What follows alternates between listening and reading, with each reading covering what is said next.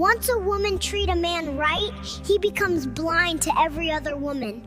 All he sees is you, your love, your loyalty, your care. It's not about beauty, status, or perfection. It's about how you make him feel when he's with you. When a man feels respected, supported, and valued, no other woman can catch his eye. He notices the small things. The way you believe in him, the way you stand by him. He doesn't need perfection. He needs a genuine heart and consistent love. And when a man feels truly loved, he'll protect, provide, and commit with everything he has. When a woman stands by her man with love and patience, she becomes his peace. Drop 100 if you agree with me, and pass this on to someone who needs it.